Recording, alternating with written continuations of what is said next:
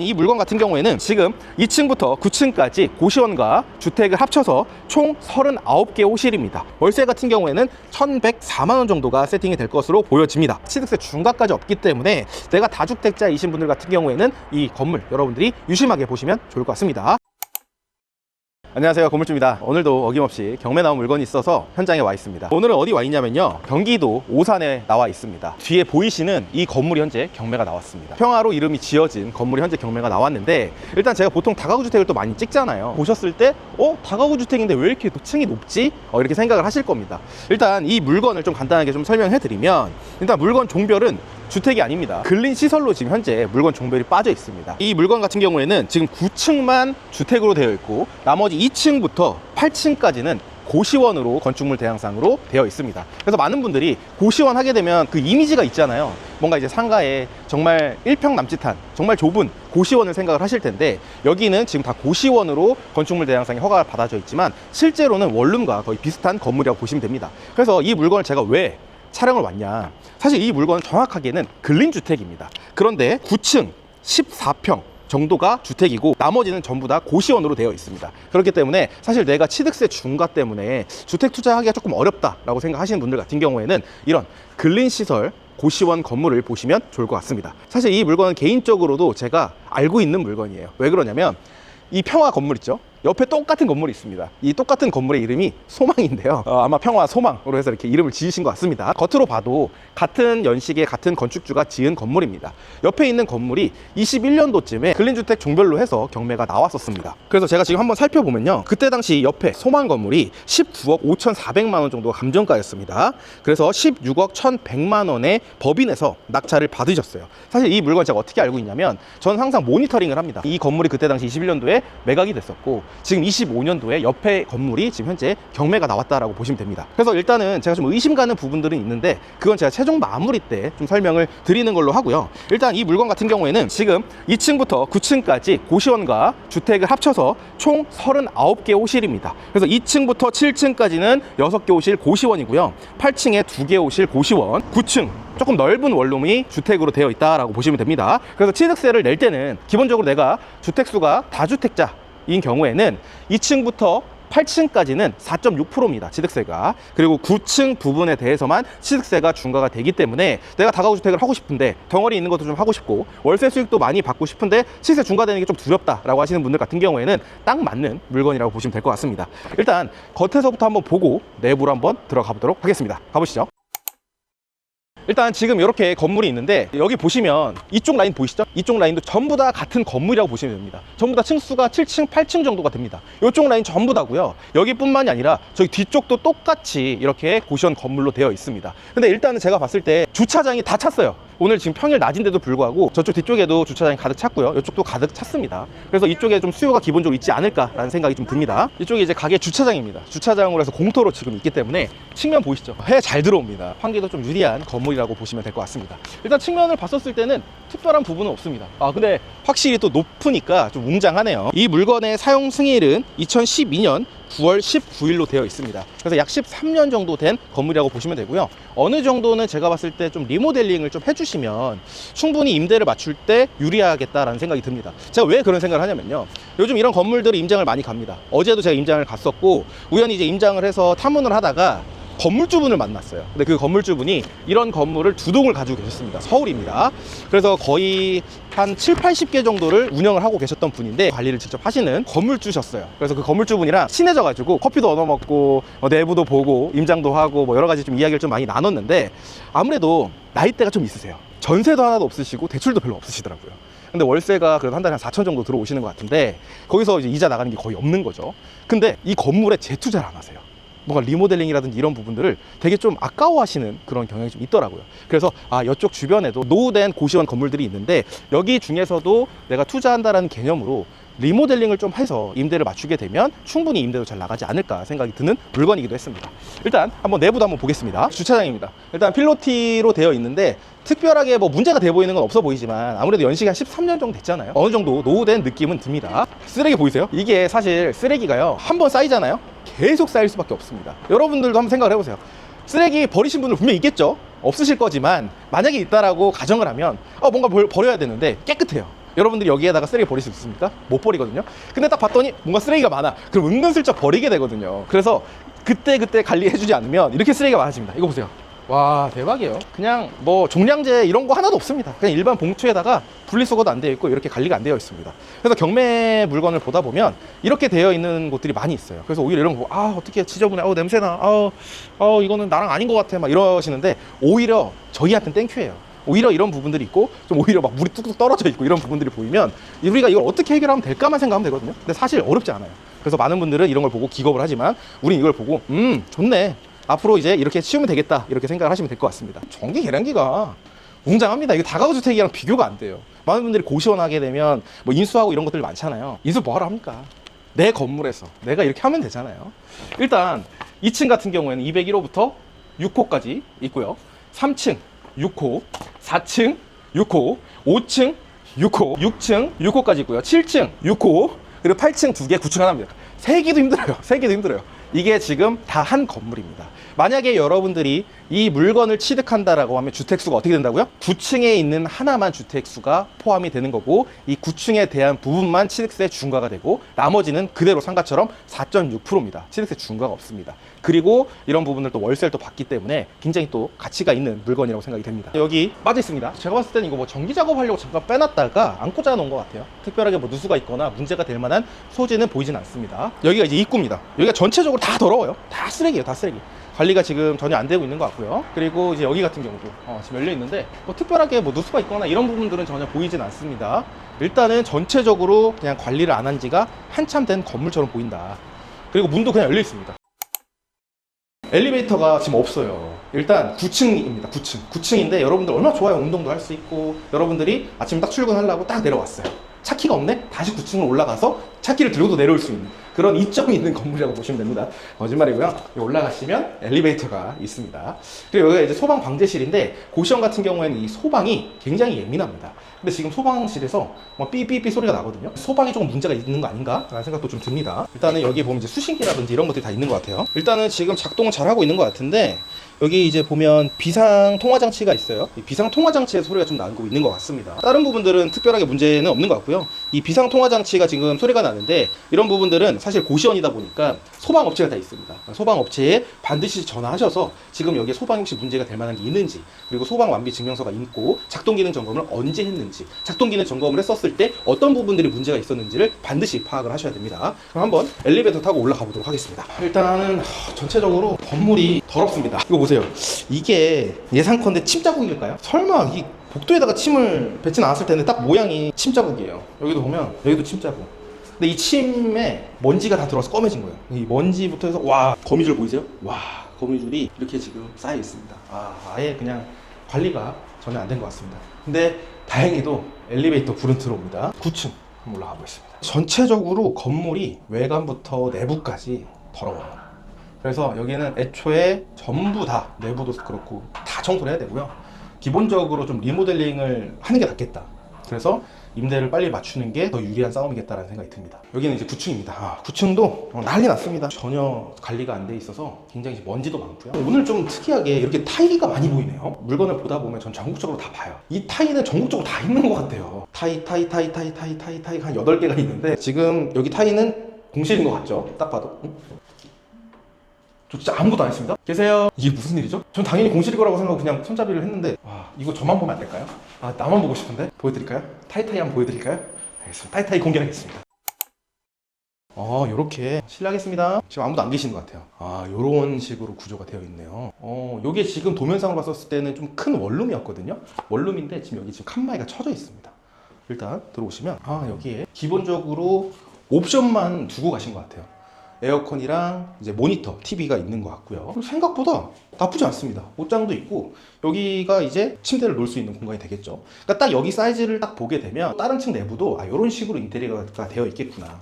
그럼 여기서 해야 될 거는, 전 사실 이제 뭐 몰딩이나 그리고 걸레바지나 장판 정도만 좀 깨끗하게 해놔도 충분히 인테리어가 훨씬 낫거든요. 조명도 그렇고요. 그래서 이런 식으로 해도 괜찮겠다라는 생각이 듭니다. 참고로 여기는 고시원이 아니고 주택으로 빠져 있습니다. 그러니까 요것 때문에 1주택으로 잡히는 거예요. 하지만 이것 때문에 오히려 더 유리한 부분들도 있는 거죠. 화장실도 중요하죠.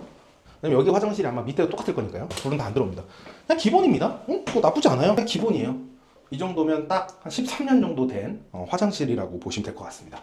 특별하게 문제가 될 만한 부분들은 보이지 않습니다. 세탁기랑 보일러가 같이 있습니다. 그래서 기본적으로 옵션은 지금 다 들어가 있는 것 같고요. 작동을 하는지까지는 모르겠지만 어쨌든 옵션이 있는 상태입니다. 여기도 보면 뭐 냉장고도 있고요. 뭔가 제가 좀 좋아하는 공간이 있는 것 같은데, 좋아하는 공간을 한번 볼까요? 와, 여기를 이제 단독으로 쓰고 있는 공간이죠. 와, 이렇게 돼 있군요. 오, 괜찮은데요? 완전 독립된 공간이 지금 있는 거죠. 비가림막도 있고, 여기서 이제 무언가를 또 할 수도 있고요.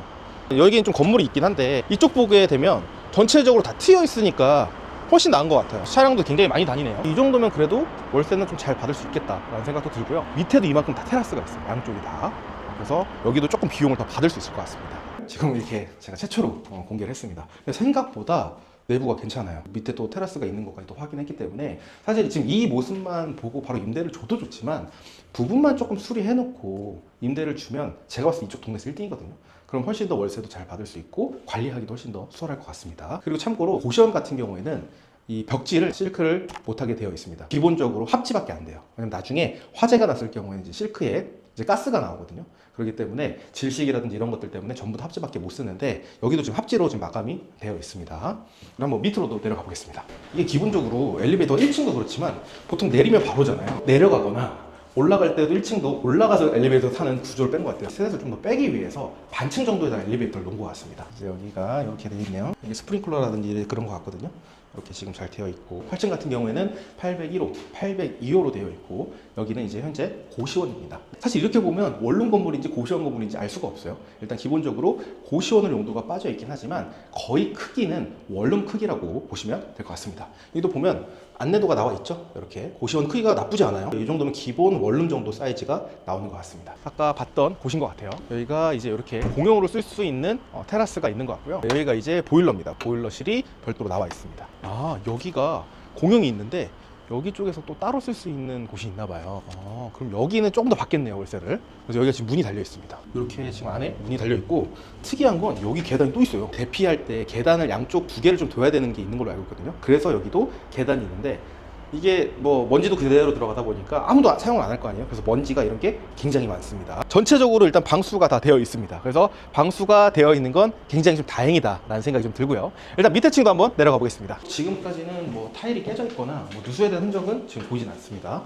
여기가 이제 7층이죠. 보일러실 굉장히 큽니다. 사실 이런 데 오면 냉장고 웬만하면 안 열어보시는 게 좋을 수도 있습니다. 다행히 냄새는 안 나지만 요렇게 이제 보일러부터 해서 도시가스 계량기가 별도로 지금 나와 있습니다. 고시원 경우에는 도시가스 계량기가 별도로 없는 경우도 많은데 오히려 이렇게 나눠져 있어서 비용 계산하기에는 훨씬 더 원활해 보입니다. 이제 여기 7층이네요. 여기 이제 701호부터 706호까지 있습니다. 6개 호실로 해서 고시원이고요. 우리가 보통 고시원 생각하면 복도 되게 좁잖아요. 근데 이게 신소방이 적용이 됐기 때문에 복도가 굉장히 넓습니다. 그래서 복도 잘 되어 있고 피난 안내도도 지금 설치가 다 되어 있고 일단 상태가 그렇게 좋지는 않지만 나중에 화재가 났을 때 피난할 수 있는 등도 지금 다 들어오고 있는 상황입니다. 여기가 이제 아까 연결되어 있는 계단입니다. 이쪽으로도 갈 수 있고 저쪽으로 양쪽에 이제 계단이 있고 엘리베이터가 있는 거죠. 화재가 났을 때는 이렇게 대피를 해야 되니까요. 특별하게 이런 건 없는 것 같고 전체적으로 좀 지저분하지만 청소 싹 하고 내부 리모델링 부분적으로 하게 되면 저는 이게 바뀔 모습이 보입니다. 특별하게 지금까지도 누수 이런 것들도 없고 스프링클러도 지금 잘 달려 있거든요. 한번 6층도 내려가 보겠습니다. 여기 이제 6층인데요. 아까 되게 보일러실이 있었는데 보일러가 없네요. 이쪽에다가 지금 보일러가 있습니다. 지금 굉장히 좀 깔끔하게 되어 있습니다. 여기가 6층입니다. 601호부터 606호까지 총 6개 호실로 되어 있고요. 일단 특별하게 문제 될 만한 부분들은 보이지 않습니다. 그냥 단순히 더럽고 어둡고 노랗고 이렇게 보시면 될 것 같아요. 여기는 조금 6층 거주하시는 것 같네요. 여기도 계단이고요. 뭐 계단에 누수에 대한 흔적들이나 이런 것들은 현재 보이지 않습니다. 여기도 이제 위에랑 똑같은 구조인데 옷장을 여기다 두신 것 같아요. 특별하게 뭐 볼 필요는 없을 것 같고요. 여기가 이제 5층입니다. 여기 이제 501호부터 506호까지 있습니다. 일단 쭉 한번 돌아보겠습니다. 여기에서 이제 계단이 끊기네요. 여기까지도 누수나 특별한 거 어떻게 보면 타일이 깨진 게 하나도 없는 게 좀 신기하네요. 그리고 이제 4층으로 내려갈 건데 이쯤 되면 끝나야 되는데 끝나지 않네요. 끝날 듯 끝나지 않는 아직 4층이면 3개 층이 더 나가는 거죠? 대박이다 대박. 여기는 4층입니다. 여기는 이제 401호부터 406호까지 있고요. 여기 또한 원룸으로 고시원 6개 호실로 되어 있습니다.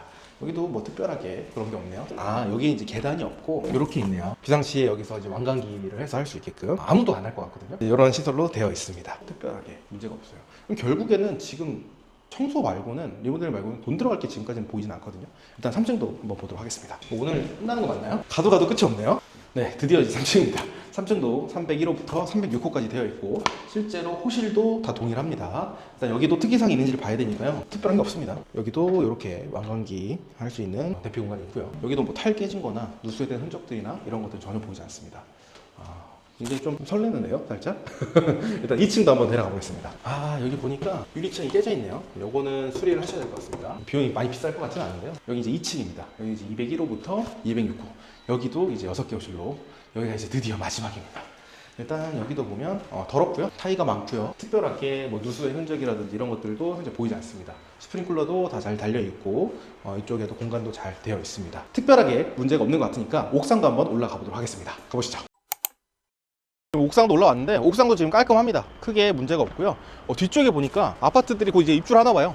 쭉 지금 아파트들이 지금 다 들어섰고요. 지금 이 도로를 기점으로 완전 다르죠. 지금 제가 못 본 게 물탱크가 없었어요. 근데 보통 지하에는 안 놓거든요. 물탱크가 있네요. 역시나 물탱크 소리가 계속 들리네요. 엔진 펌프도 이상 없이 지금 전압이랑 다 들어와 있습니다.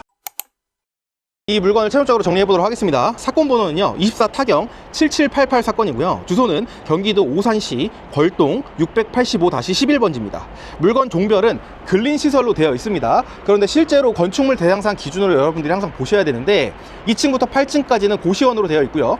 9층만 주택으로 되어 있습니다. 그래서 정확하게는 근린주택 물건이라고 보시면 됩니다. 근데 앞에서 말씀드렸던 것처럼 내가 다주택자고 취득세 중과가 돼서 12%가 나온다라고 하면 굉장히 부담이 될 수밖에 없습니다. 근데 만약 이 물건을 다주택자이신 분이 취득할 경우에는 2층부터 8층까지는 4.6%의 취득세가 나오는 거고요. 이 9층에 대한 부분만 취득세 중과가 되기 때문에 사실상 취득세 중과가 없다라고 보시면 될 것 같습니다. 그리고 만약에 이 주택도 그냥 없었으면 좋겠다라고 생각하면 추후에 이 9층 부분 있죠. 이 9층 부분을 한번 용도 변경을 고려해 보시는 것도 좋을 것 같습니다. 뭐 사무실로 하셔도 되고 고시원으로 하셔도 되는데 제가 봤을 땐 고시원 허가는 어려울 것 같고 사무실 용도로 또 쓸 수 있을 것 같거든요. 사실 뭐 한 개층 정도는 비워놔도 괜찮잖아요. 뭐 사무실로 임대를 줘도 되는 거고 뭐 공간 임대를 하셔도 되고 이런 부분들도 고려를 해보시면 좋을 것 같습니다. 그리고 이 물건의 토지 면적은 57평이고요. 건물 면적은 313평입니다.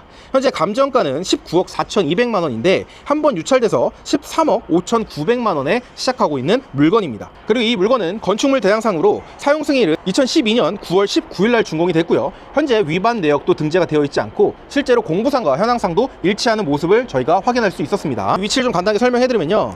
오산역, 오산대역, 새마역까지 차량으로 5분에서 10분 거리에 위치하고 있습니다. 그리고 경부고속도로 오산 IC, 동탄 JC, 국도 1호선 45번 국도를 통해서 수원, 동탄, 평택 등 주요 도시를 이동하기가 굉장히 빠른 위치에 있습니다. 그리고 이제 이 물건 같은 경우에는 인근에 또 오산대학교도 있고요. 가장 일반 산업단지, 화성 정남 일반 산업단지, 서탄 일반 산업단지, 동탄 일반 산업단지, 진이 일반 산업단지가 좀 둘러싸여 있습니다. 그래서 주변에 원룸 수요도 많이 있는 것 같고요. 인근에 보면 좀 한국 분들도 계시지만 외국 분들도 많이 계시는 것 같습니다. 그리고 이 물건의 권리 분석을 좀 해드리면 2012년 9월 25일 수협은행에서 설정한 근저당권이 말소 기준 권리입니다. 선순위 권리나 근저당권 설정일보다 빠르게 전입한 임차인은 없기 때문에 여러분들이 낙찰받으면 전부 소멸되고 깨끗해지는 물건이라고 보시면 됩니다. 사실 많은 분들이 권리 분석을 되게 어려워하시는 경우가 많습니다. 사실 권리 분석 어렵지 않아요. 기본적으로 말소 기준 권리라는 걸 여러분들이 알고 나서 말소 기준 권리보다 위에 있는 권리가 무엇이 있는지, 그리고 말소 기준 권리보다 더 빠르게 전입한 임차인이 없는지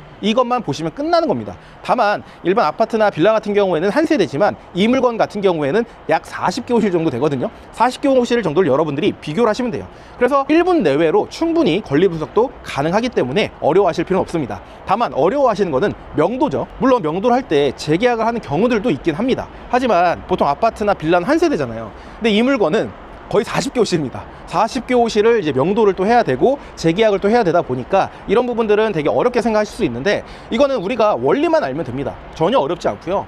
제가 지금 대략적으로 생각나는 건 저희 수강생분들이 낙찰받은 건물 가구 수가 있죠. 그리고 제가 한 것도 있고 그것만 합쳐도 약 700~800건 정도는 제가 명도를 도와드리고 직접 한 것도 있습니다. 그래서 지금까지는 그렇게 명도를 하면서 크게 문제가 됐던 적도 없었고 이사 비용이 많이 나갔거나 그런 부분들도 없었기 때문에 이런 부분들은 어려워하실 필요 없을 것 같습니다. 그래서 이 명도 때문에 난 도저히 건물 투자 못하겠다, 경매 투자 못하겠다라고 하시는 분들 같은 경우에는 제가 이번에 다가구 세미나를 진행을 합니다. 다가구 세미나에서는 왜 다가구 주택이 빌라 아파트보다 왜 명도가 더 쉽고 더 빠르게 진행이 되는지 이런 부분에 대해서도 알려드릴 예정이고, 많은 분들이 다가구 1:1 코칭반은 또 언제 여나요? 언제 신청하나요? 세미나 말고 강의 안내를 해주세요, 이렇게 연락 주신 분들이 많이 계십니다. 세미나 신청해 주시고 라이브 세미나에 참여하신 분들에게만 저희가 강의 안내를 도와드리고 있으니까 강의 안내를 원하시는 분들도 아래 고정 댓글 확인하셔서 세미나 신청해 주신 다음에 단톡방에 입장해 주시면 됩니다. 일정은 추후에 제가 단톡방에다가 일정을 공지하도록 하겠습니다. 그리고 일단 이 물건 가구 구성은 2층부터 7층까지는 고시원으로 해서 원룸 6개 호실씩 각각 있고요. 8층은 원룸 2개 호실, 그리고 9층은 아까 내부 보셨죠? 주택으로 빠져 있습니다. 단독으로 쓸 수 있는 또 테라스가 또 존재했습니다. 그리고 내부 상태는 크게 나쁘지 않았고 13년 된 거 치고는 누수라든지 이런 흔적들은 보이지 않았습니다. 그리고 인근에도 월세 시세도 또 중요하죠. 일단 인근의 월세 시세를 확인해 보니까 비슷한 연식의 주변 물건들이 좀 나와 있습니다. 나와 있는 걸 보니까 500에 28만 원 정도 이렇게 지금 나와 있고요. 그리고 9층 같은 경우에 좀 넓기 때문에 500에 40 정도로 한번 잡아 보겠습니다.